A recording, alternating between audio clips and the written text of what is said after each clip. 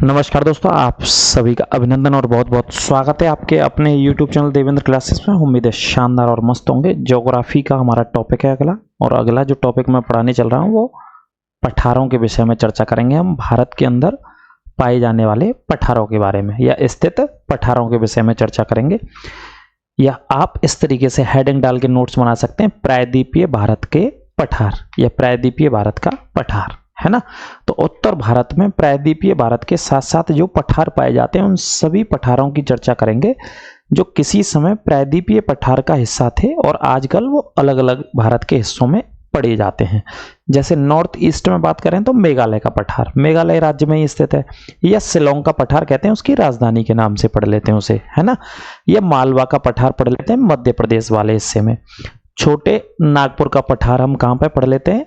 भारत के उत्तर पूर्वी वाले हिस्से में, यानी कि बिहार, झारखंड, बंगाल, छत्तीसगढ़, इन हिस्सों में छोटे नागपुर का पठार पढ़ते हैं, है ना, जो कि कोयले के लिए प्रसिद्ध है। तो पठार के विषय में जानते हैं इस क्लास में। बिल्कुल डिटेल से विस्तार से अंत तक बने रहें और वीडियो को ज्यादा से ज्यादा शेयर करें।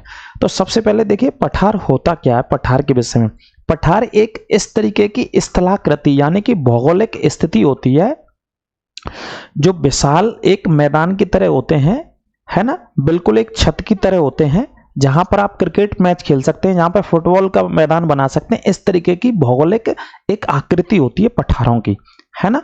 और इनकी ऊंचाई भारत में अथवा विश्व में अलग अलग स्थानों पर अलग अलग पठारों की अलग अलग ऊंचाइयां संभवत है, लेकिन सामान्य तौर पर पठार की 200 मीटर से लगाकर 1000 मीटर के अंदर अंदर ऊंचाई होनी चाहिए पठारी क्षेत्रों की, ठीक है।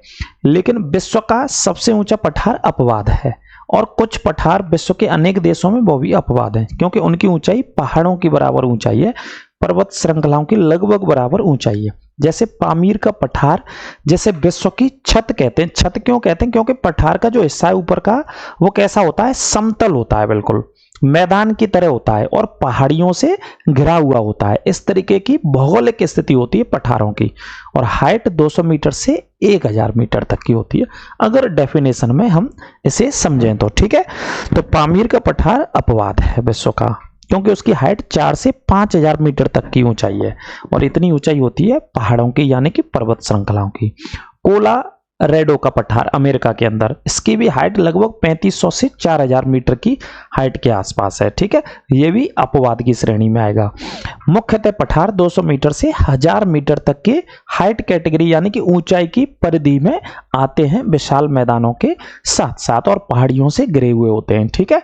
तो इसी पठार वाले टॉपिक पे आज हम चर्चा करने चल रहे हैं। जैसे कि मैं आपको बता दूं, ये आप ये इमेज से समझ लीजिए। ये इमेज है आपके सामने, ये इमेज आपके सामने, ये पहाड़ हैं, आप देख रहे होंगे। ये क्या है? पहाड़। जैसे देखो यहां तक ये पर्वत श्रृंखला, इस तरीके से ये पर्वत श्रृंखला यानी कि पहाड़ फैले हुए हैं। और यहाँ जो हिस्सा आप देख रहे हैं, यहाँ पर इस इमेज के माध्यम से समझो, जो हिस्सा यहाँ पर आप देख पा रहे हैं, ये वाला हिस्सा, ये वाला जो हिस्सा आप देख पा रहे हैं, ये वाला हिस्सा पठार है। ये वाला हिस्सा क्या? पठारी क्षेत्र, यानी कि पठार कैसा होता है? ये वाला हिस्सा इसका पठार है। पठार की जो भौगोलिक स्थिति होती है वो कैसी होती है? समतल, बिल्कुल मैदान की तरह होता है। बिल्कुल कैसे होता है? मैदान की तरह होता है पठार, ठीक है, बिल्कुल मैदान की तरह होता है पठार। तो पठार की स्थिति को आप समझ सकते हैं। और किससे घिरा हुआ होता है? पहाड़ियों से घिरा हुआ होता है। ये क्या है? ऊपर क्या है? पहाड़ियां।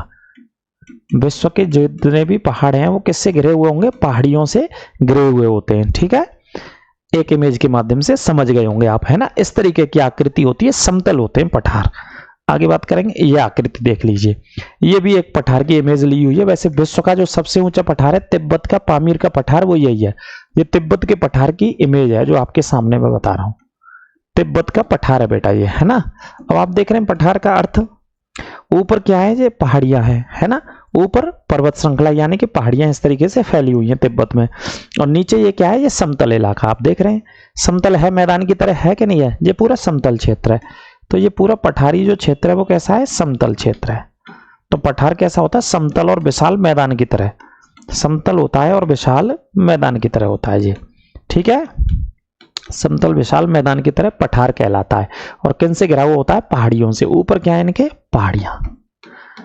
ऊपर क्या है? पहाड़ियां, है ना। तो ये विश्व का सबसे ऊंचा पर्वतीय पठार यानी कि तिब्बत का पठार पढ़ा जाता है, इसे पामीर का पठार भी कहा जाता है। समझ पाए होंगे आप परिभाषा, डेफिनेशन, इमेज के माध्यम से भी समझ लीजिए। इस तरीके की आकृति पठार की बेटा होती है।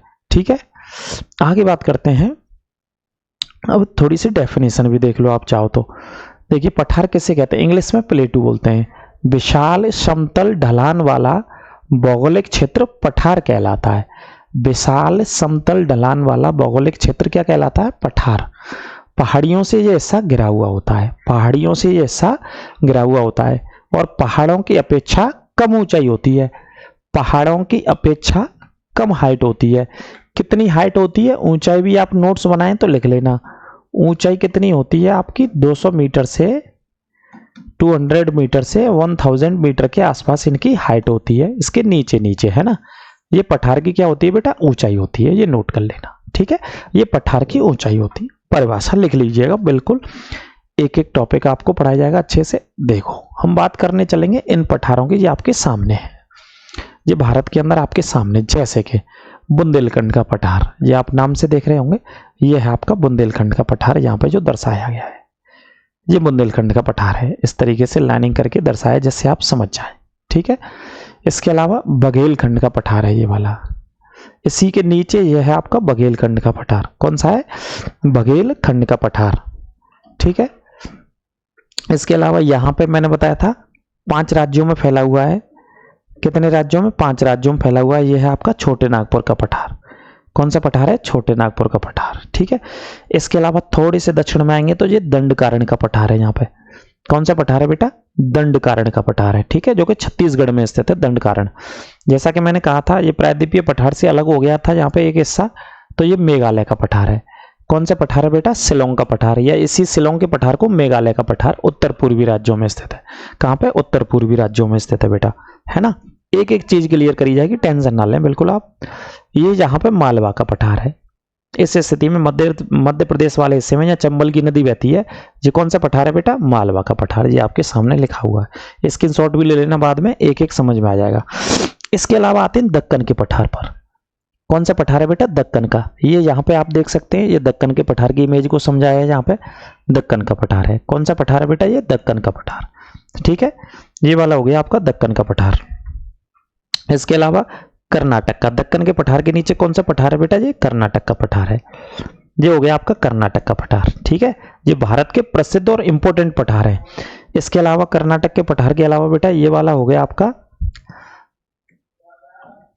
ये वाला हो गया आपका तेलंगाना का पठार। कौन सा पठार हो गया बेटा, तेलंगाना का पठार हो गया। तो भारत के अंदर ये प्रसिद्ध पठार हैं जो मैंने आपको मानचित्र के माध्यम से दर्शाए हैं। समझ पा रहे होंगे आप। इन्हीं पठारों के विषय में हम डिटेल से चर्चा करेंगे। मानचित्र के माध्यम से समझ लीजिए, स्क्रीनशॉट ले लेना, इससे क्वेश्चन बाहर नहीं जाएगा। भारत में कहां कहां पठारी क्षेत्र स्थित है। अब इसके अलावा थोड़ा सा ये पर्वत श्रृंखलाएं भी आ जाएंगी, तो देखो पढ़ लीजिए।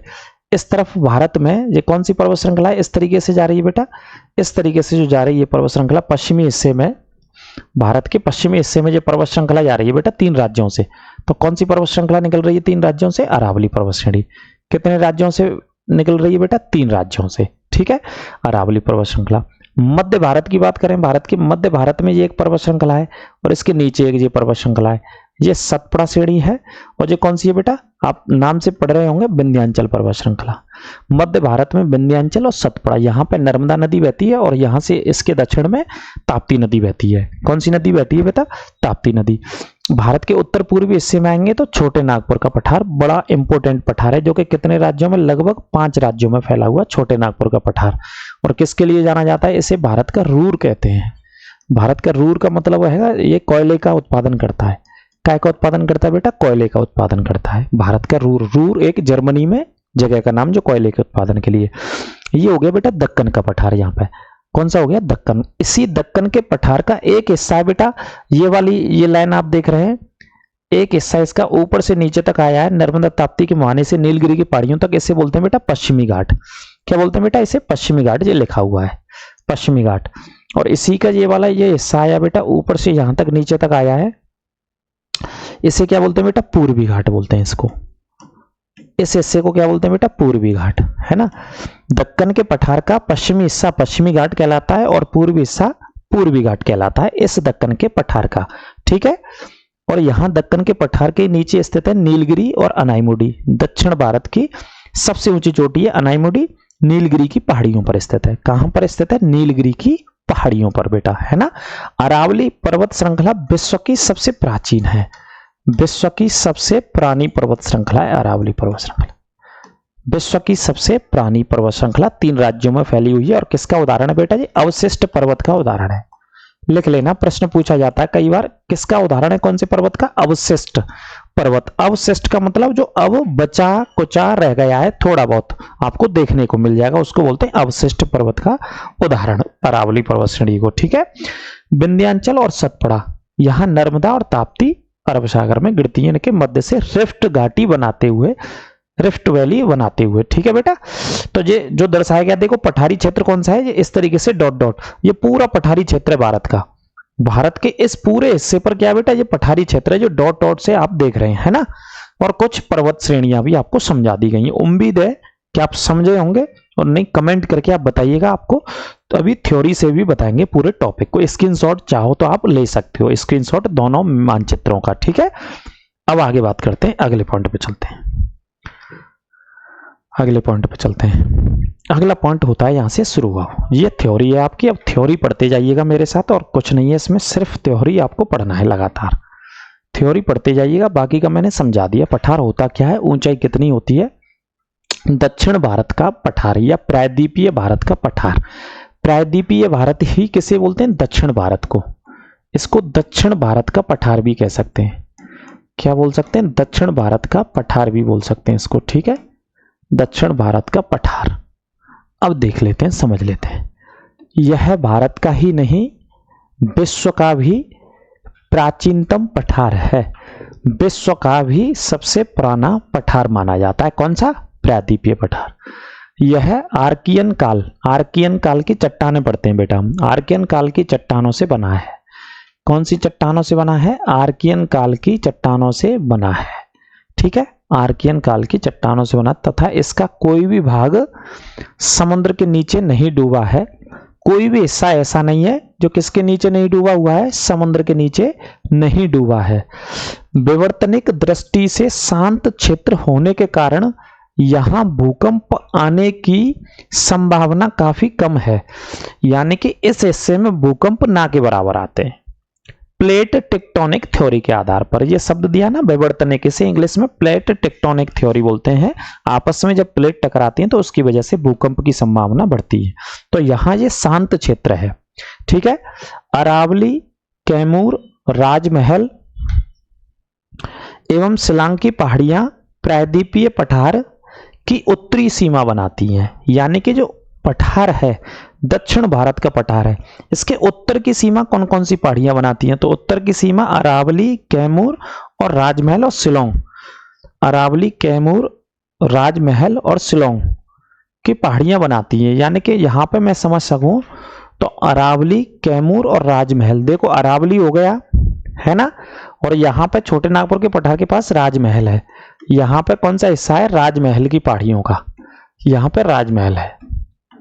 ठीक है, और कैमूर का हिस्सा भी एमपी में स्थित है। कैमूर भी कहां पड़ता है? या मध्य प्रदेश वाले हिस्से में पड़ता है। ठीक है, और शिलोंग का पठार कहां पे स्थित है? यहां आपको पता ही है। शिलोंग का पठार अगर मानचित्र से समझे तो यहां पर शिलोंग का पठार है, ये शिलोंग का पठार है। तो क्या कहना चाह रहे हैं कि भाई जो अरावली वाला हिस्सा है, राजमहल वाला हिस्सा है, और छोटे नागपुर का या शिलोंग, ये उत्तरी सीमा बनाती हैं किसकी? दक्कन के पठार का। दक्कन के पठार की जी उत्तरी सीमा, यानी कि ऊपर की सीमा बना रहे हैं ये सभी, है ना। ये सब ऊपर स्थित हैं, लेकिन है इसी का हिस्सा, है दक्कन के पठार का हिस्सा, है ना। समझ पाए होंगे आप। चलते हैं उसी पॉइंट पे अपनी स्लाइड पर। ठीक है, उत्तरी सीमा बनाती है। इसका दक्षिणी छोर कन्याकुमारी तक है। इस पठार का दक्षिणी जो छोर है वो कहां तक है बेटा? कन्याकुमारी तक। लिख लेना, एक एक पॉइंट नोट करते चलना। इसकी पूर्वी सीमा पूर्वी घाट, जैसा कि मैंने अभी बताया, पूर्वी सीमा पूर्वी घाट पर्वत है, एवं पश्चिमी सीमा इसकी पश्चिमी घाट पर्वत पर स्थित है। ठीक है, पूर्वी सीमा पूर्वी घाट पर और पश्चिमी सीमा पश्चिमी पर्वत पर। फिर एक बार देखो आप, पश्चिमी सीमा इस पठार की कौन सी है? देखो ये वाला मैंने अभी बताया था आपको, पश्चिमी सीमा पश्चिमी घाट ये लिखा हुआ है, और पूर्वी सीमा ये वाली जो पर्वत श्रृंखला जा रही है ये पूर्वी घाट है। पूर्वी सीमा पूर्वी घाट के साथ और पश्चिमी सीमा पश्चिमी घाट के साथ। ठीक है, ये सीमा बनाते हैं इसी दक्कन के पठार का, दोनों पर्वत श्रृंखला है। ठीक है, अब आगे बात करते हैं। ये हो गया पूरा। अब अगली स्लाइड है अफ्रीका के भारत से। बेटा अगर आपको नहीं पता है तो यहां से समझ लीजिए। आज अफ्रीका के भारत से अलग होने, अफ्रीका के भारत से अलग होने के क्रम में अरब सागर के रूप में भ्रंश घाटी का निर्माण हुआ, है ना। इसे रिफ्ट वैली बोलते हैं इंग्लिश में। अफ्रीका से भारत अलग हुआ अरब सागर के रूप में, तो भ्रंश घाटी का निर्माण हुआ। ऐसा कहा जाता है काफी लाख या करोड़ वर्ष पहले अफ्रीका और भारत एक ही था, ये दोनों अलग हुए, उनके बीच में स्थापित क्या हो गया, अरब सागर। भ्रंश घाटी के रूप में निर्माण हुआ किसका, अरब सागर का, और भ्रंश कगार के रूप में पश्चिमी घाट पर्वत बच गया। तो ये पश्चिमी घाट पर्वत उसी का हिस्सा है जब भारत से अफ्रीका अलग हुआ था बेटा, है ना। प्रायद्वीपीय भारत के पश्चिमी तट की तीव्र ढाल उस भ्रंश को घोषित कर सकती है। यानी कि प्रायद्वीपीय भारत के जो पश्चिमी तट है उसकी तीव्र ढाल, ढाल कैसी है इस पर्वत की, बहुत तीव्र है, तो इसे ये भ्रंश को बताती है कि काफी करोड़ों वर्ष पहले भारत से अफ्रीका अलग हुआ था और उस रिफ्ट वैली के बीच में अरब सागर की उत्पत्ति हुई। और एक कारण माना जाता है कि एशियाई शेर कहां पर पाए जाते हैं, बहुत प्रसिद्ध पढ़ते हैं ना हम, तो बेटा एशियाई शेर सिर्फ भारत के एक राज्य में पाए जाते हैं और वो राज्य है गुजरात। वो राज्य कौन सा, गुजरात। और जहां पे भी आप उल्लेख समझ रहे हैं कि अफ्रीका से भारत अलग हुआ तो अरब सागर, गुजरात भी कहां है, अरब सागर से सीमा बनाता है। ठीक है, विश्व भर के सबसे प्रसिद्ध शेर कहां पाए जाते हैं, अफ्रीका के भीतर। तो अफ्रीका का कुछ एक हिस्सा भारत के अंदर है आज की डेट में, जब विभाजन हुआ था करोड़ों वर्ष पहले, लाखों वर्ष पहले, इसीलिए वो स्थिति है जहां पर एशियाई शेर आज भी पाए जाते हैं। ठीक है, और अफ्रीका को पढ़िएगा, अफ्रीका में बहुत सारे देशों में शेर पाए जाते हैं। ठीक है, तो वही स्थिति है, अलग हो गया तो कुछ हिस्सा गुजरात के अंदर उसका आ गया। ठीक है, समझ पा रहे होंगे आप। अगले पॉइंट पे चलते हैं। नर्मदा और ताप्ती नदियों की घाटियों ने इसे दो असमान भागों में बांट दिया है ना। कौन सी नदी बहती है इधर इस साइड में, नर्मदा और ताप्ती नदियों की घाटियों ने, क्योंकि नदी घाटियों को क्या करती है, हमेशा काट करके बहती है, पानी काट करके बहता है, तो असमान भागों में बांट दिया है। उत्तरी भाग को मालवा का पठार कहते हैं तथा दक्षिणी भाग को दक्कन का ट्रैप के नाम से जाना जाता है। यानी कि नर्मदा और ताप्ती के उत्तर में कौन सा पठार है, मालवा का पठार है। उत्तर में कौन सा पठार है, मालवा का पठार है। और दक्षिण में कौन सा पठार है आपका, दक्षिणी भाग को दक्कन ट्रैप के नाम से जाना जाता है। पठार के उत्तर पश्चिमी भाग में दरारी उद्भेदन के कारण लावा के प्रवाह को भी दक्कन ट्रैप का निर्माण हुआ है। ऐसा कहा जाता है कि इस पठार का निर्माण जो हुआ है, प्रश्न आता है कि दक्कन का पठार कैसे बना, तो ज्वालामुखी के फटने की वजह से इस पठार का निर्माण हुआ है। पश्चिमी भाग में दरार उत्पन्न होने के कारण से लावा निकला और उससे दक्कन ट्रैप, ट्रैप बोलते हैं इंग्लिश में, दक्कन का पठार मतलब ट्रैप। किसकी वजह से निर्माण हुआ इसका, ज्वालामुखी के फटने से इसका निर्माण हुआ है, दक्कन के पठार का। ठीक है बेटा, समझ पाए होंगे आप अगर प्रश्न आ जाए। अब देखो इसका विभाजन कैसे किया गया है, जो विभाजन किया गया है, प्रायद्वीपीय पठार का विभाजन, हेडिंग डाल लीजिए प्रायद्वीपीय पठार का विभाजन। जो प्रायद्वीपीय पठार है उसको कितने हिस्सों में बांटा गया है। सबसे पहले अरावली पर्वत उत्तरी सीमा बनाता है भाई, ठीक है। मध्यवर्ती उच्च भूमि हो गई इसकी मध्य वाली, मालवा का पठार हो गया, बुंदेलखंड का पठार हो गया, विंध्याचल पर्वत श्रेणी। इन सभी को मैंने मानचित्र पर बता दिया आपको पढ़ाने से पहले, मानचित्र के माध्यम से भी आपको बता चुका हूं। दूसरा हेडिंग डालेंगे तो दक्कन का पठार, इसमें दक्कन का पठार और तेलंगाना का पठार है, इसको डिवाइड किया गया है। सबसे पहले नंबर पर अरावली को रखा गया है, दूसरे नंबर पर यहां पर मध्यवर्ती उच्च भूमि में मालवा के पठार को, बुंदेलखंड के पठार को, विंध्याचल श्रेणी को। तीसरे नंबर पर दक्कन के पठार में दक्कन का पठार और तेलंगाना का पठार। ठीक है, इन सभी को मानचित्र के माध्यम से मैं आपको अभी बता चुका हूं मानचित्र के माध्यम से। फिर दोबारा एक बार मैं बता देता हूं रिवीजन के लिए, देख सकते हैं आप, सभी को बता चुका हूं मैं। जैसे देखिए बुंदेलखंड का पठार, बघेलखंड का, मालवा, दक्कन, कर्नाटक, शिलोंग का पठार, छोटे नागपुर, दंडकारण्य, तेलंगाना, सब वही है जिसका विभाजन किया गया है ना। जैसे सतपुड़ा की श्रेणी, विंध्याचल, अरावली पर्वत, इन सभी का विभाजन किया गया है। ठीक है, अब देखो आगे, कर्नाटक के पठार को भी बांटा गया पूर्वी पठार के रूप में। तो बघेलखंड का पठार पूर्वी पठार में, छत्तीसगढ़ का पठार, दंडकारण्य का पठार और छोटे नागपुर का पठार तथा मेघालय का पठार। यानी कि ये सभी पठार कैसे हैं? पूर्वी पठार हैं भारत के। कौन से पठार हैं बेटा? पूर्वी पठार। ये सभी पठार पूर्वी पठार हैं। ठीक है, हेडिंग डाल लेना पूर्वी पठार, और पूर्वी पठार में सभी के नाम लिख लेना। यानी कि भारत के पूर्वी हिस्से में स्थित है। कौन से हिस्से में स्थित है? पूर्वी हिस्से में स्थित है। ठीक है, नीचे पूर्वी घाट पर्वत और पश्चिमी घाट पर्वत भी है। यहाँ पे पूर्वी घाट पर्वत को भी पढ़ेंगे और पश्चिमी घाट पर्वत, जो कि सीमा बनाते हैं। पूर्वी वाला पूर्वी घाट और पश्चिम वाला पश्चिमी घाट पर्वत की सीमा बनाते हैं। जैसे कि अरावली पर्वत को पढ़ लेते हैं। यहां से इंपॉर्टेंट है बहुत अरावली पर्वत। अरावली दुनिया की सबसे पुरानी, सबसे प्राचीन पर्वत श्रृंखला है। ठीक है, जो कि 3 राज्यों में फैली है। 800 किलोमीटर की लगभग लंबाई में फैली हुई है। दिल्ली के अंदर जो राष्ट्रपति भवन बना हुआ है वो अरावली पर्वत श्रेणी पर बना हुआ है, जिसे रायसीना हिल्स के नाम से जाना जाता है। जो कि दुनिया का सबसे प्राचीन है, तो लगभग 370 मिलियन वर्ष पुराना पठार है। इसे एक अवशिष्ट पर्वत के रूप में पढ़ा जाता है। अवशिष्ट का मतलब जो हिस्सा इसका बचा हुआ है उसे अवशिष्ट बोलते हैं ना। जैसे दिल्ली में आप जाएंगे तो मजनू का टीला, वहां तक अरावली पहाड़ी के अवशिष्ट या अवशेष या प्रमाण अभी भी आपको पत्थर या पहाड़ के या कंकड़ के रूप में मिल जाएंगे। दिल्ली में एक स्थान मजनू का टीला, जो कि फास्ट फूड या चाउमीन के लिए बहुत फेमस है। वहां पर दिल्ली के अंदर आप जाओगे तो नेपाली लोग इस तरीके की स्टॉल्स वगैरह वहां पे लगाते हैं। बहुत प्रसिद्ध है वो इलाका। ठीक है, अब देख लेते हैं। देखिए, सबसे पहले ये क्वेश्चन पूछा गया, ये एक अवशिष्ट पर्वत का उदाहरण है। कौन सा है? अवशिष्ट पर्वत का उदाहरण है। जैसा कि मैं बता चुका हूं, यह विश्व के प्राचीनतम, सबसे पुराना हो गया, मोड़दार पर्वतों में से एक है। ठीक है, कैसा है? मोड़दार पर्वत। अरावली की लंबाई लगभग 1100 किलोमीटर लिखा है यहाँ पे, मैं 800 बता रहा था, कोई दिक्कत नहीं। यह दिल्ली से अहमदाबाद तक फैला हुआ है।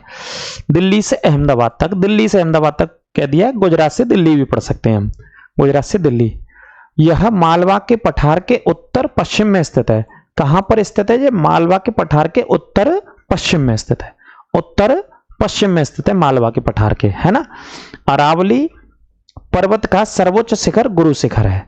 अरावली की जो सबसे ऊंची चोटी है बेटा, अरावली की जो सबसे ऊंची चोटी है वो कौन सी है बेटा? गुरु शिखर, सबसे ऊंची चोटी है, जिसकी जो हाइट है बेटा वो 1722 मीटर है। हाइट कितनी है? 1722। और कहां पे स्थित है बेटा? जो राजस्थान की भी सबसे ऊंची चोटी पड़ी जाती है। राजस्थान की सबसे ऊंची चोटी है 1722। ठीक है बेटा, आगे बात करें, राजस्थान की सबसे ऊंची चोटी है। और यहीं पर दिलवाड़ा के जैन मंदिर बहुत प्रसिद्ध है। माउंट आबू के दिलवाड़ा के जैन मंदिर भी बहुत प्रसिद्ध है, गुरु शिखर के पास में। सिरोही जिला पड़ता है राजस्थान का, वहां पे स्थित है ये, राजस्थान के सिरोही जिले में बेटा। ठीक है, कोई दिक्कत हो तो बताइएगा। आगे देखो, मध्यवर्ती उच्च भूमि के रूप में भी डिवाइड किया गया। मध्यवर्ती में क्या आता है बेटा? मालवा का पठार पढ़ते हैं हम। यह पठार नर्मदा और ताप्ती नदियों एवं विंध्याचल पर्वत के उत्तर पश्चिम में फैला हुआ है। प्रश्न पूछा जाता है कि मालवा के पठार की स्थिति कहां पे है? तो नर्मदा और ताप्ती, ये ताप्ती नदी हो गई, ये नर्मदा और ताप्ती नदियों के और विंध्याचल पर्वत के कौन सी दिशा में? उत्तर पश्चिम दिशा में फैला हुआ है। इसकी ऊंचाई लगभग कितनी है? 800 मीटर है। शुरू में मैं बता चुका 200 से 1000 मीटर के अंतर्गत पठार होते हैं। 800 मीटर। यह ग्रेनाइट जैसी कठोर चट्टानों से बना हुआ है और लावा निक्षेपों से निर्मित काली मिट्टी यहां पाई जाती है। इस पठार पे बेटा कौन सी मिट्टी पाई जाती है? काली मिट्टी। काली मिट्टी सबसे ज्यादा यहां पर पाई जाती है बेटा, इसे नोट कर लेना, लावा। क्योंकि काली मिट्टी का जन्म किससे होता है? ज्वालामुखी से, यानी कि लावा निक्षेप, लावा के जमा होने से। ठीक है, यहां बहने वाली प्रमुख नदियां बनास, चंबल, सिंध और माही तथा बेतवा हैं। यहां जो बहने वाली प्रसिद्ध नदियां बेटा, ये सभी नदियां यहां बहती हैं। बनास, चंबल, सिंध, माही और बेतवा प्रसिद्ध नदियां हैं, जो कहां बहती हैं? आपकी मालवा के पठार पर। मालवा के पठार पर बहने वाली नदियां, इसमें से बनास, चंबल, सिंध, माही और बेतवा, ये प्रसिद्ध नदियां जो मालवा के पठार पर बहती हैं। कौन कौन सी बहती हैं ये याद रखने होते हैं, कई बार प्रश्न पूछा जाता है। बनास, चंबल, बेतवा, है ना, और सिंध, ये सभी प्रसिद्ध नदियां बहती हैं यहाँ पर। कहाँ पर बहती हैं? इधर बहती हैं, मालवा के पठार पर। और मालवा का पठार मैं आपको बता ही चुका हूँ, एक बार फिर मैं आपको इमेज दिखा दूं, इमेज से आप समझ जाएंगे मालवा के पठार की यदि हम बात करें तो मालवा का पठार कहाँ है? ये रहा मालवा का पठार, ये वाला हिस्सा मालवा का पठार, ठीक है। नर्मदा और ताप्ती के कहां पे पड़ता है? उत्तर में, उत्तर पश्चिम में। और अरावली पर्वत श्रृंखला इसके उत्तर पश्चिम में, यानी कि अरावली को यहां देख सकते हो आप दूसरे मानचित्र पर, ठीक है। इसी मालवा के पठार को हम पढ़ रहे हैं, जो कि आपको यहां दर्शाया जा रहा है, इस हिस्से में दर्शाया जा रहा है। यहीं पर ये सारी नदियां बहती हैं, बनास, चंबल, बेतवा, काली सिंध, सभी इस पठार में बहती हैं। और इस पठार पर कौन सी मिट्टी पाई जाती है बेटा? पठार पर जैसा कि बताया उसने, कौन सी मिट्टी पाई जाती है इस पठार पर? काली मिट्टी। कौन सी मिट्टी पाई जाती है? काली मिट्टी सर्वाधिक इस पठार पर पाई जाती है, ठीक है। चलते हैं उसी स्लाइड पर बेटा, है ना। ये बार बार मुझे समझाना पड़ रहा है क्योंकि आप मानचित्र के माध्यम से ही समझ पाएंगे। आगे बुंदेलखंड का पठार, ये मालवा पठार के पूर्व में स्थित है। इसकी स्थलाकृति नीस की चट्टान होती है एक बेटा, क्वार्टजाइट की चट्टानें भी होती हैं, कि गहन अपर्दन से विकसित हुआ है, यानी कि इन चट्टानों के टूटने से विकसित हुआ है। चंबल नदी द्वारा बने महाखड्डों के कारण इस प्रदेश को उत्खात भूमि का प्रदेश कहा जाता है। कैसा कहा जाता है? उत्खात भूमि का। बीहड़ों के लिए जाना जाता है ये वाला प्रदेश। किसके लिए जाना जाता है? बीहड़ों के लिए, चंबल नदी के अपर्दन की वजह से, ठीक है। बीहड़ों के लिए जाना जाता है इसे। वेडलैंड टोपोग्राफी इंग्लिश में कहा जाता है, वेडलैंड टोपोग्राफी, ठीक है। इस पॉइंट को नोट कर लेना, कोई दिक्कत हो तो बताइएगा। अगला देखिए, विंध्याचल पर्वत श्रेणी आगे, जो मैंने अभी पढ़ाई थी आपको। विंध्याचल पर्वत श्रेणी की लंबाई 1200 किलोमीटर है। कितनी लंबाई है? 1200 किलोमीटर। इस श्रृंखला का भारी अपर्दन हो चुका है, यानी कि टूट फूट चुकी है बार बार, कई समय से लगातार इसका अपर्दन चल रहा है। इसकी औसत ऊंचाई 500 से 700 मीटर है। औसत ऊंचाई 500 से 700 मीटर है। इसके पश्चिमी वाले हिस्से में, कौन से में? पश्चिमी भाग पर लावा है। इसके पश्चिमी हिस्से में लावा, यानी कि ज्वालामुखी की कंडीशन पाई जाती है विंध्याचल पर्वत के पश्चिमी हिस्से में, परंतु पूर्वी भाग पर लावा नहीं है। लेकिन इसका जो पूर्वी हिस्सा है वहां पर लावा नहीं है। इस पर्वत श्रृंखला के पश्चिमी हिस्से में लावा, यानी कि ज्वालामुखी, लेकिन पूर्वी हिस्से में लावा नहीं है। इसके पश्चिम में भारनेर श्रेणी तथा पूर्व में कैमूर पर्वत श्रेणियां पाई जाती हैं। इस पर्वत श्रृंखला के पश्चिम में भारनेर है और पूर्व में कैमूर है। कौन सी पर्वत श्रृंखला के? विंध्याचल पर्वत श्रेणी के, है ना। अगला देखिए, अब आता है दक्कन का पठार। कौन सा आता है? दक्कन का पठार, जिसको हम पढ़ रहे हैं। अच्छे से पढ़िएगा, डिटेल से। इसके स्क्रीनशॉट भी ले सकते हो, नोट्स भी बना सकते हो। इस तरीके की चीजें आपको बिल्कुल निःशुल्क बेटा कहीं पे भी पढ़ने को नहीं मिलेंगी, संभवतः ऐसी संभावना व्यक्त करता हूं मैं। दक्कन का पठार, यह पठार ताप्ती नदी के पश्चिम में फैला हुआ है। यह उत्तर पश्चिम में सतपुड़ा तथा विंध्याचल, उत्तर पश्चिम कौन सी दिशा है? उत्तर पश्चिम में सतपुड़ा तथा विंध्याचल, और उत्तर में महादेव और मैकाल। पूर्व में पूर्वी घाटी तथा पश्चिम में पश्चिमी घाटी से घिरा हुआ है। ये स्थिति जो मैंने शुरू में बता दी आपको, शुरू में बता दिया था मानचित्र के माध्यम से, समझ पाए होंगे आप। क्रेटेशियस, ये प्रश्न कई बार पूछा गया है। ये काल होता है क्रेटेशियस, तथा पूर्व में टर्सरी काल में होने वाले ज्वालामुखी उद्गार से। किससे बेटा? ज्वालामुखी उद्गार से निकले बेसिक लावा से इसका निर्माण हुआ है। ये प्रश्न आपसे कई बार पूछा जाएगा कि इसका निर्माण कैसे हुआ है, तो बता दीजिएगा भाई। इसका निर्माण कौन से काल में हुआ? तो क्रेटेशियस काल में हुआ। कौन से काल में हुआ इसका निर्माण? क्रेटेशियस काल में हुआ, ठीक है। ये स्लाइड खुल गई है। क्रेटेशियस काल में हुआ, ठीक है। किसकी वजह से? ज्वालामुखी के फटने की वजह से, तो लावा की वजह से इसका निर्माण हुआ।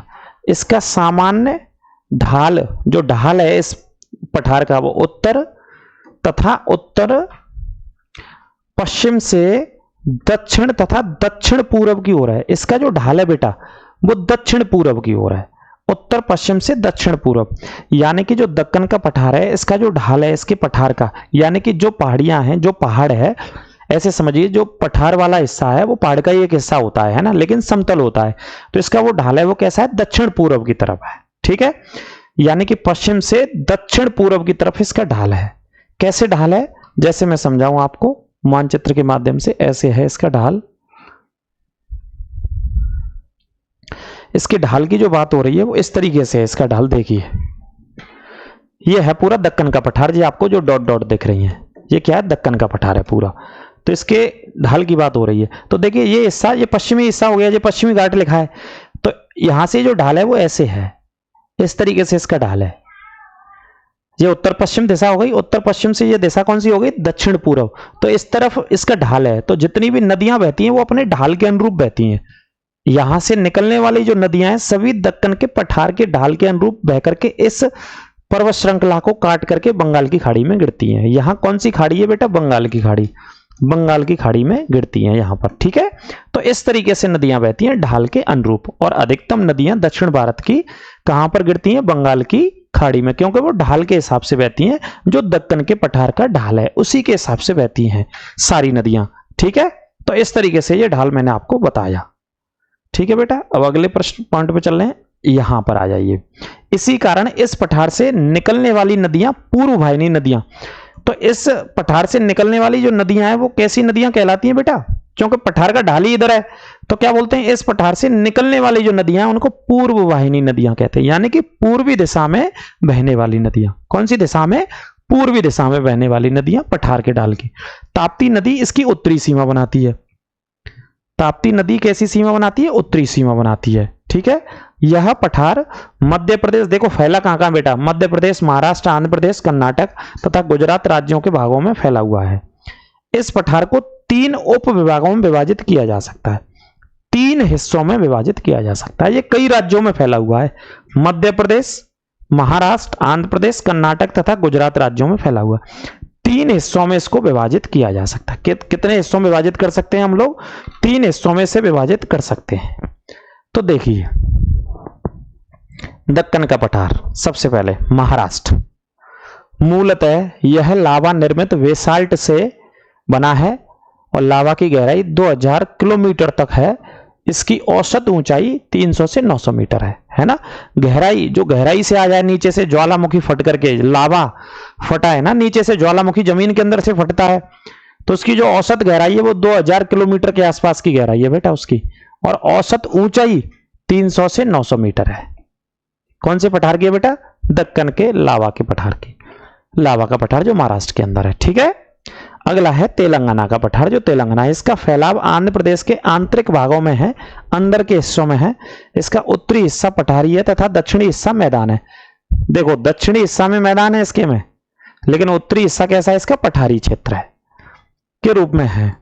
यह तालाब निर्माण के लिए अनुकूल स्थलाकृति के लिए प्रसिद्ध है। यहां पर सबसे ज्यादा क्या पाए जाते हैं, तालाब पाए जाते हैं इन पठारों में सबसे ज्यादा, तेलंगाना के अंदर, इसके लिए ये फेमस है। इसी कारण इस क्षेत्र में सबसे ज्यादा क्या पाए जाते हैं, तालाब सबसे अधिक पाए जाते हैं। गोदावरी नदी इस पठार को 2 भागों में बांटती है। गोदावरी नदी इसी पठार को कितने हिस्सों में बांटती है बेटा, 2 हिस्सों में गोदावरी नदी बांटती है, 2 भागों में बांटती है गोदावरी नदी, ठीक है। आगे देखिए मैसूर या कर्नाटक का पठार, यह मुख्यतः आर्कियन ग्रेनाइट तथा नीस चट्टानों से बना है। अगर प्रश्न पूछा जाए कि भाई कौन सी चट्टानों से बना है, आर्कियन या नीस की चट्टानों से बना, लेकिन बंगलौर से मैसूर के मध्य लावा पठार भी पाया जाता है, यानी कि ज्वालामुखी भी पाए जाते हैं अलग अलग स्थानों पर। कहां से, बेंगलोर से मैसूर के मध्य हम चलेंगे तो यह पठार भी पाया जाता है लावा वाला। दक्षिण की ओर नीलगिरी पर्वत द्वारा सीमाबद्ध है। दक्षिण की जो सीमा है वो नीलगिरी पर्वत से इसकी बनती है। कौन से पठार की, मैसूर के पठार की दक्षिण की सीमा नीलगिरी के पर्वत से। आगे है बेटा इसमें बाबा बूदान की पहाड़ियों का हिस्सा, बहुत प्रसिद्ध है बाबा बूदान की पहाड़ियां। भारत के अंदर संसाधनों की दृष्टि से, खनिज संसाधनों की दृष्टि से सबसे संपन्न पहाड़ियां हैं, सबसे धनी पहाड़ियां हैं अगर कहें तो, और सबसे ज्यादा लोहा इसमें पाया गया पुराने समय में। बाबा बूदान की पहाड़ियां जो कि कर्नाटक में प्रसिद्ध हैं या स्थित हैं कर्नाटक के अंदर बेटा, है ना। कहां पे स्थित है, हेडिंग डाल लेना, बाबा बूदान की पहाड़ियां लौह अयस्क की दृष्टि से धनी है। सबसे पहला पॉइंट, सबसे ज्यादा लोहा पाया जाता है। कावेरी मैसूर के पठार पर बहने वाली मुख्य नदी है। कर्नाटक में शरावती नदी पर जोग या गांधी जलप्रपात या इसी को बोलते हैं गरसोप्पा जलप्रपात स्थित है। इसी को गरसोप्पा जलप्रपात कहते हैं कर्नाटक में, यानी कि इसी पहाड़ियों के अंतर्गत या इसी राज्य में शरावती नदी पर जोग, जो भारत का सबसे ऊंचा जलप्रपात है, जिसे जोग जलप्रपात या गरसोप्पा जलप्रपात या गांधी जलप्रपात के नाम से जाना जाता है। जो कि 253 मीटर की हाइट पर है। इसका सबसे ऊंचा है जो भारत में जलप्रपात, इसकी ऊंचाई जी कितनी है बेटा, 253 मीटर की, है ना। इसी पठार के अंतर्गत आता है, कौन से, कर्नाटक के पठार में स्थित है जोग जलप्रपात। कौन से पठार में, कर्नाटक के पठार में। पूर्व के पठार में देख लीजिए, बघेलखंड का पठार पूर्वी दिशा में, यह मैकाल श्रृंखला के पूर्व में स्थित है, मैकाल पहाड़ी के पूर्व में। इसके उत्तर में सोनपुर की पहाड़ियां, उत्तर में सोनपुर की पहाड़ियां एवं दक्षिण में रामगढ़ की पहाड़ियां स्थित हैं। मध्य भाग पूर्व से पश्चिम की ओर जाता है, बीच का जो हिस्सा है पूर्व से पश्चिम की ओर आता है बघेलखंड के पठार का। अगला है छत्तीसगढ़ का पठार, यह बघेलखंड पठार के दक्षिण में स्थित है, इसके दक्षिण में ही है, यानी कि ऊपर बघेलखंड, उसके नीचे कौन सा है, छत्तीसगढ़। यहां कोड़प्पा संरचना की चट्टानें मिलती हैं। कोड़प्पा चट्टानें आपने पढ़ी होंगी तो उसकी चट्टानें मिलती हैं। इस पठार में वेनगंगा की घाटी तथा महानदी की ऊपरी बेसिन सम्मिलित है। इस पठार की ऊंचाई दक्षिण की ओर बढ़ती जाती है, दक्षिण की ओर इस पठार की ऊंचाई बढ़ती जाती है, जो कि छत्तीसगढ़ का पठार है। और छत्तीसगढ़ का पठार बस्तर वाले इलाके में फैला हुआ है। कौन से हिस्से में, बस्तर वाले में, जहां पर टिन का उत्पादन भी होता है। आगे चल के पढ़ेंगे, दंडकारण्य वाला आएगा इसमें शायद, हाँ देखो दंडकारण्य का पठार बहुत प्रसिद्ध है। यह छत्तीसगढ़ तथा आंध्र प्रदेश के सीमावर्ती क्षेत्र में स्थित है। यह आर्कियन चट्टानों से बना है और यह सबसे ऊबड़ खाबड़ पठार के रूप में पढ़ा जाता है। सबसे ऊबड़ खाबड़ पठार है दंडकारण्य का पठार, और इसी पठार में टिन का उत्पादन होता है। सबसे ज्यादा काय का उत्पादन होता है, जहां पे टिन का उत्पादन सबसे ज्यादा इसी पठार के अंदर होता है, जो कि कौन से इलाके में, छत्तीसगढ़ के बस्तर वाले हिस्से में। बस्तर वाला हिस्सा है छत्तीसगढ़ का, यहां पर छोटे नागपुर का पठार, ये उत्तरी पूर्वी सीमावर्ती पठार है। पारसनाथ की पहाड़ियां इसी पर स्थित हैं भाई साहब। पारसनाथ की पहाड़ियां, भगवान पार्श्वनाथ थे जैन धर्म में, जो कि 23वें तीर्थंकर थे। भगवान पार्श्वनाथ 23वें नंबर के तीर्थंकर थे, तो उनको जो मोक्ष की प्राप्ति हुई वो यही इन्हीं पहाड़ियों पर हुई थी, तो उन्हीं के नाम पर रखा गया इन पहाड़ियों का नाम। पारसनाथ की पहाड़ियां झारखंड के अंदर स्थित हैं, जे पारसनाथ की पहाड़ियों पर स्थित है। यह पठार पर बहने वाली प्रमुख नदियों में से महानदी, सोन नदी, दामोदर, स्वर्णरेखा प्रमुख नदी है भाई साहब। इस पठार पे बहने वाली प्रमुख नदी है, और ये पठार कोयले का भंडार है। भारत में सबसे ज्यादा कोयले का जो उत्पादन होता है या कोयले का जो भंडार है वो इसी पठार में है। और इस पठार को भारत का क्या बोलते हैं, रूर भी कहा जाता है। इस पठार को भारत का रूर कहते हैं, और सबसे ज्यादा कोयले का उत्पादन होता है। ठीक है, इस पठार, कौन से पठार से, छोटे नागपुर के पठार से। यह खनिज पदार्थों की दृष्टि से अत्यधिक धनी पठार है। अत्यधिक धनी है ना, मैंने कहा ना सबसे ज्यादा धनी पठार है खनिज संसाधनों में, और उसमें भी सबसे ज्यादा किसमें, कोयले में। सबसे ज्यादा कोयले में, सबसे ज्यादा कोयले का उत्पादन ये पठार भारत में करता है। कौन सा पठार करता है भारत में, आपका छोटे नागपुर का पठार। नदियां याद रखनी है, महानदी, सोन नदी, दामोदर, स्वर्णरेखा। इसमें से दामोदर नदी को कोयला नदी कहते हैं। दामोदर नदी को क्या बोलते हैं, कोयला नदी के रूप में कहते हैं, नोट करते चलना। दामोदर नदी को कोयला नदी के रूप में जाना जाता है, नोट करते चलना। अब लास्ट का पठार बचा है, हिस्सा बचा है प्रायद्वीपीय पठार का, जो कि मेघालय का पठार है। इसे शिलोंग का पठार भी कहते हैं। भाई मेघालय की राजधानी क्या है, शिलोंग, तो शिलोंग का पठार भी कहते हैं इसे। यह छोटे नागपुर के पठार का समकालीन पठार है, यानी कि समानांतर पठार है। ये थोड़ा सा उधर है और छोटे नागपुर का इधर है। यह अत्यंत कटा एवं वनों से भरा हुआ है। किससे भरा हुआ है, वनों से भरा हुआ है। सबसे ज्यादा पेड़ पौधे मिलेंगे यहाँ पे।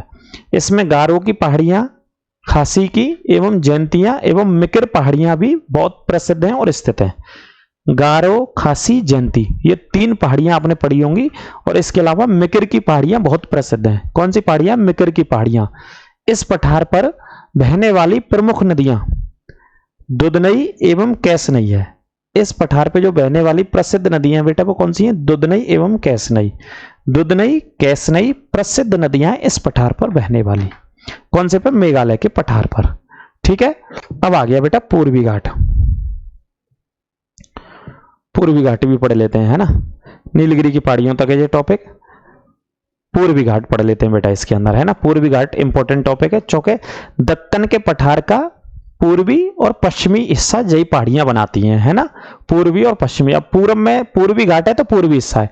यह पर्वत पूर्वी समुद्र तटीय मैदान के समानांतर, किसके समानांतर फैला है, ये समुद्र के समानांतर फैला है। समुद्र तटीय मैदान के समानांतर महानदी घाटी से शुरू होता है, यानी कि महानदी घाटी से शुरू होकर दक्षिण में नीलगिरी तक उत्तर पूर्व से दक्षिण पश्चिम दिशा में फैला हुआ है।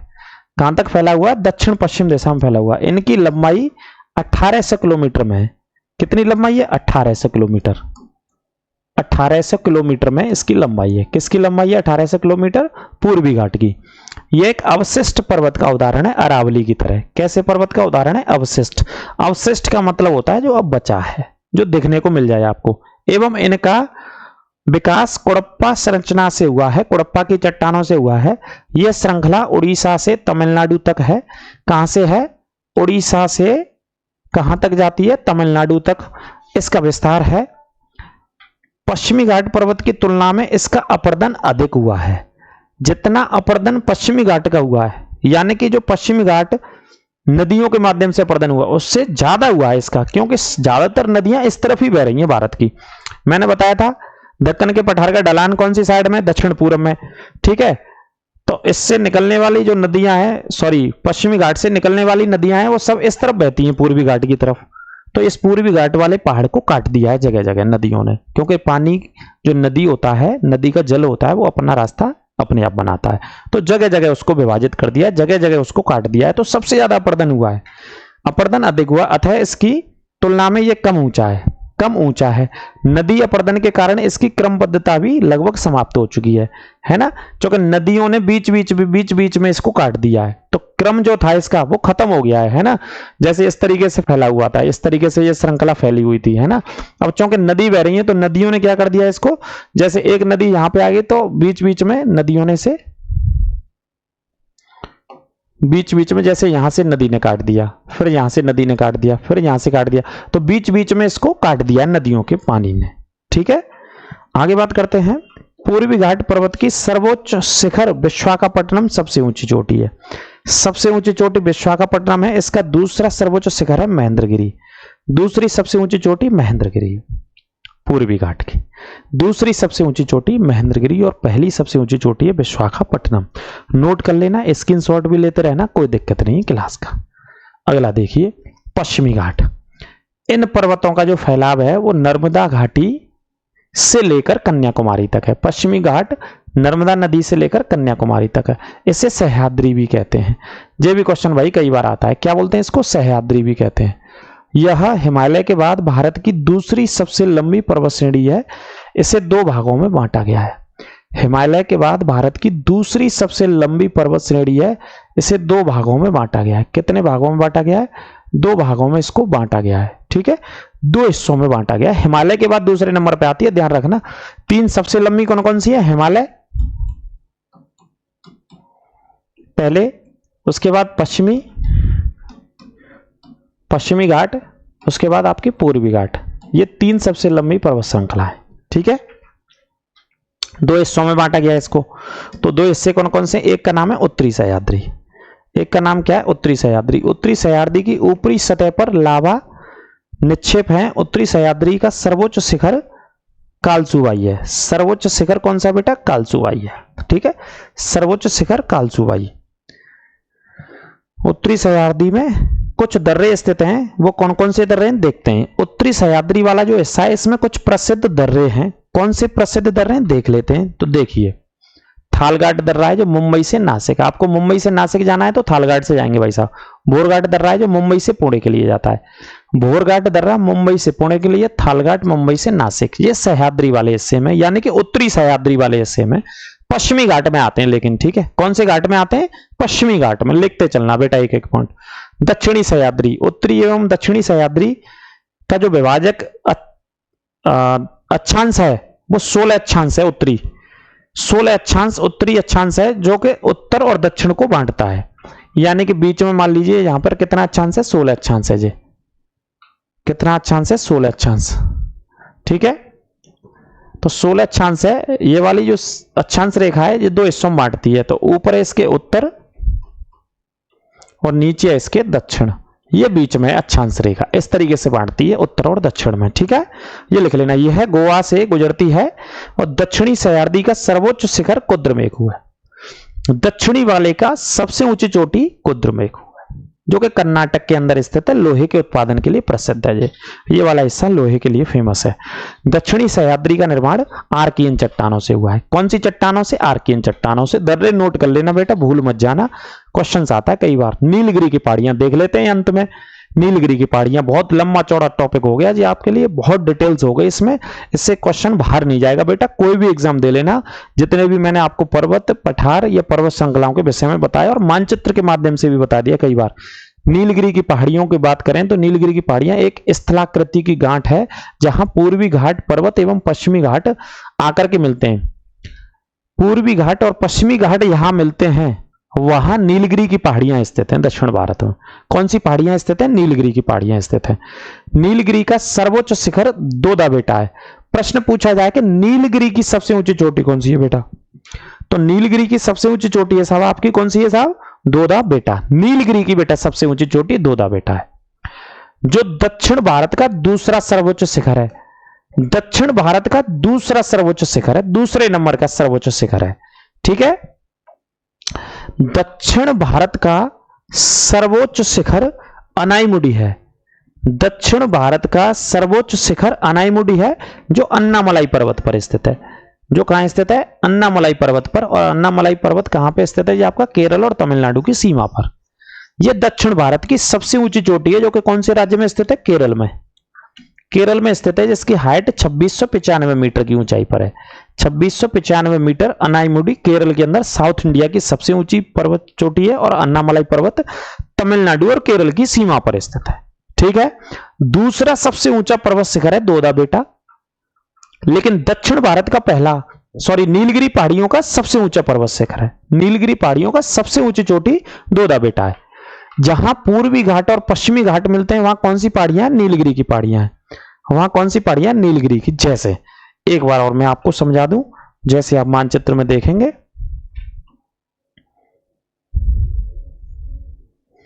इस तरीके से जैसे मैंने मानचित्र बनाया। अब जैसे देखिए, यहां से इस तरीके से ये आ रहा है पश्चिमी घाट, ठीक है, और इस हिस्से से आया ये पूर्वी घाट की पर्वत श्रृंखला। अब यहां पे आकर के ये दोनों मिल गई। ये गांठ है, अभी मैंने बताया ये नीलगिरी की क्या गांठ है। अब यहां पे ये दोनों जो पर्वत श्रृंखला मिली भाई साहब, ये प्रश्न सबसे ज्यादा पूछा जाता है इस घाट को लेकर के, है ना। इसी घाट को लेकर के सबसे ज्यादा आता है कि ये हो गया आपका पूर्वी घाट। ये कौन सा घाट हो गया आपका? पूर्वी घाट, ठीक है। और ये हो गया आपका पश्चिमी घाट। ये वाला हिस्सा कौन सा हो गया आपका? पश्चिमी घाट। पूर्वी घाट और पश्चिमी घाट, बहुत सिंपल क्वेश्चन है, लेकिन पूछ लिया जाता है पूर्वी घाट और पश्चिमी घाट कौन सी पर्वत श्रृंखलाओं पर मिलते हैं, यानी कि कौन सी पहाड़ियों पर यहां मिलते हैं, यह पूछ लिया जाता है। तो कौन सी पहाड़ियों पर मिलते हैं? यहां पर जो गांठ स्थित है, अभी मैंने आपको थ्योरी में बताई है, इसी गांठ को नीलगिरी की पहाड़ियां बोलते हैं। क्या बोलते हैं इसी घाट को? नीलगिरी की पहाड़ियां। नीलगिरी की पहाड़ियों पर आकर के ये दोनों घाट मिलते हैं। कौन सी पहाड़ियों पर मिलते हैं? नीलगिरी की पहाड़ियों पर आकर के। पूर्वी घाट और पश्चिमी घाट, दोनों घाट कहां पर मिलते हैं? नीलगिरी की पहाड़ियों पर। और यहीं पर जो मैं आपको बता रहा था, अभी एक बार फिर देख लो, यहीं पर जो मैं बता रहा था, दक्षिण भारत की सबसे ऊंची चोटी, इस साइड में केरल है, दक्षिण भारत की सबसे ऊंची चोटी इन्हीं नीलगिरी की पहाड़ियों पर स्थित है। सबसे ऊंची जो चोटी है वो कौन सी है? अनाईमुडी। अनाईमुडी दक्षिण भारत की सबसे ऊंची चोटी है। कौन से राज्य में स्थित है? केरल में। केरल राज्य में स्थित है, दक्षिण भारत की सबसे ऊंची चोटी है, ठीक है। कहां पे स्थित है? केरल राज्य में सबसे ऊंची चोटी। आगे बात करते हैं, जो दूसरी सबसे ऊंची चोटी है, ये पहली हो गई। दूसरी सबसे ऊंची चोटी है वो तमिलनाडु वाले हिस्से में आती है, मान लो यहां पर आ रही है। दूसरी सबसे ऊंची चोटी कौन सी है बेटा? दोदा बेटा। ये दक्षिण भारत की दूसरी सबसे ऊंची चोटी है दोदा बेटा। सेकेंड लार्जेस्ट हाईएस्ट पीक है, ये केरल में है। और ये कहां पे स्थित है बेटा? राज्य पूछा जाता है आपसे हमेशा तमिलनाडु। इसका उत्तर क्या देंगे? तमिलनाडु, ठीक है। इसका उत्तर क्या देंगे? तमिलनाडु। और अभी हम इस टॉपिक में पढ़ के आ रहे थे बेटा दक्कन का पठार। काय का पठार पढ़ रहे थे? दक्कन का पठार, ठीक है। दक्कन का पठार पढ़ रहे थे। तो दक्कन के पठार की पश्चिमी सीमा पश्चिमी घाट और पूर्वी सीमा पूर्वी घाट बनाता है, और इन्हीं चोटियों को हमने पढ़ा है। और यहाँ पर बेटा एक जनजाति पाई जाती है जो परीक्षाओं में कई बार आती है। एक क्यों पाई जाती है, दो जनजातियां पाई जाती हैं जो कई बार परीक्षाओं में आती है। इन्हीं नीलगिरी की पहाड़ियों पर, नीलगिरी की पहाड़ियों पर जो जनजाति पाई जाती है वो कौन सी जनजाति पाई जाती है बेटा, टोडा जनजाति। टोडा जनजाति पाई जाती है जो कि कहाँ निवास करती है, नीलगिरी की पहाड़ियों पर। ठीक है। और इसके अलावा एक और जनजाति पाई जाती है, वो कौन सी जनजाति पाई जाती है, कोटा जनजाति पाई जाती है यहाँ पर, है ना। यहीं पर कौन सी जनजाति पाई जाती है बेटा, एक और मैं बता दूं आपको इस तरीके से एरो लेकर के, कोटा जनजाति पाई जाती है। एक कोटा जनजाति बहुत मशहूर जनजाति है, कहां पे पाई जाती है, दक्षिण भारत की नीलगिरी की पहाड़ियों पर। और ये जनजाति क्या करती है बेटा, पशुपालन का काम करती है। जनजाति क्या करती है, पशुपालन का काम करती हैं ये जनजातियां। ठीक है। इस तरीके से भी आप समझ सकते हो, मानचित्र के माध्यम से स्क्रीनशॉट ले सकते हो। क्वेश्चन इससे बाहर नहीं जाता है बेटा, है ना। क्वेश्चन इससे बाहर नहीं जाता है, जो पूरा का पूरा मैंने आपके सामने ये टॉपिक रखा है बेटा। ठीक है। कोई दिक्कत हो तो बताइएगा, है ना, कोई समस्या हो आपको तो बताइएगा। पूरा थ्योरी में आप देख लीजिएगा, एक एक स्क्रीनशॉट ले लेना, और जो मैंने मानचित्र के माध्यम से पढ़ाया उसे भी आप देख सकते हो। ये आपका मानचित्र है, ये मानचित्र से आपने क्लियर कर लिया होगा पूरा का पूरा जो पठारी क्षेत्र मैंने पढ़ाया है आपको। ठीक है।